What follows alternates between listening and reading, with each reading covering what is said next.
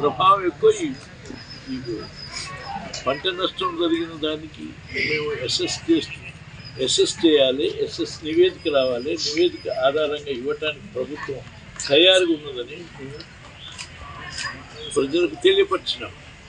ఇవ్వటానికి సిద్ధంగా ఉన్నారు. ఇప్పుడు లెక్కలు కడుతున్నారు. కానీ నువ్వు లెక్కలు కడుతున్న అవి రాకముందే నువ్వు ఇస్తలేవు అని చెప్పి అదొక ప్రచారం.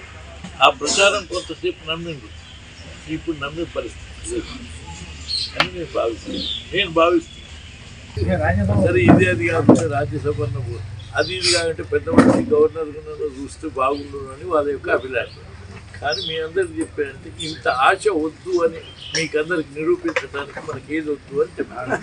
ఇది అర్థం వద్దు. అది ఇక మనకి ఇన్ని పదవులని చూసినాము.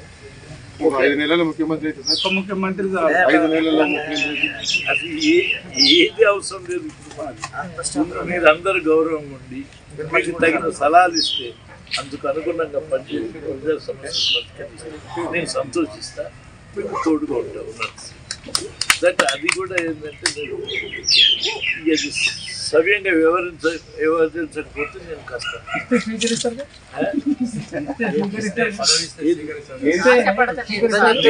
చెప్తున్నాను నేను స్వీకరించడానికి, అందుకనే చెప్తున్నాను.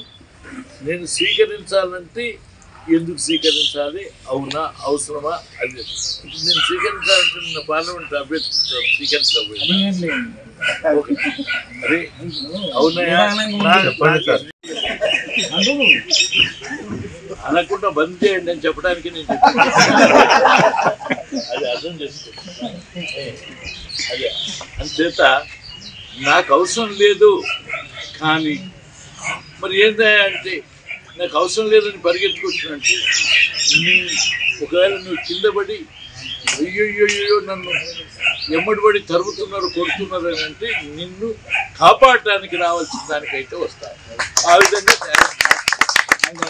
కానీ ఏదో నాకేదో కావాలని ఎమ్మడిపడి తిరగటానికి రాను. ఇది అర్థం చేసుకుంటాను.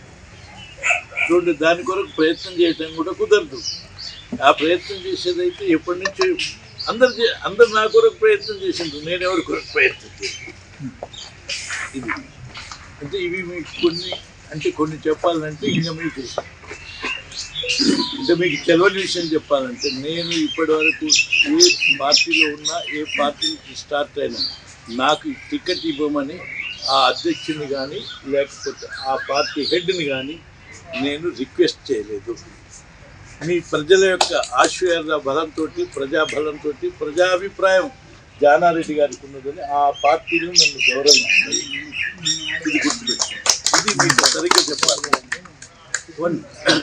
రెండోది, ఏ ముఖ్యమంత్రి దగ్గర ఎప్పుడు నేను ఆ ప్రభుత్వంలో 4 శాసనసభ్యులను తీసుకుపోయి కానీ లేక నేనుగా పోయి కానీ నాకు మంత్రి పదవి ఏదన్నా ప్రయత్నం చేయమని నేను కనీసం అడగనిటువంటి వాడు ఈ రాష్ట్రంలో జానారెడ్డి అనేటువంటి విషయం మీ అందరికీ తెలిస్తే చాలా ఇది గర్వకారణం. మీకు ఎప్పుడైనా ఎవరినైనా అడిగి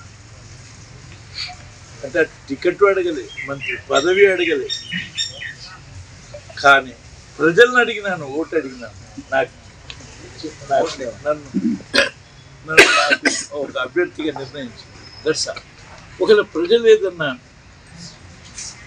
నన్ను తిరస్కరించినారనుకో, ఏ కారణం చేస్తున్నాను, వాళ్ళని ప్రేమించడం మానలేను నేను. కానీ వాళ్ళు ఓటు వేయకుండా నన్ను ప్రేమించడం మానలే ఈ ప్రాంత ప్రజలు. ఓటు వేయకపోయినా దమ్ముకున్నా, అదే వేయకపోయినా కానీ మన జానారెడ్డి అని గౌరవించింది, ప్రేమించింది, అది కంటిన్యూ అవుతుంది. అది సంతోషం. అసలైన తొలి వెలుగు. ఫాలో వాట్సాప్ @తొలి వెలుగు official.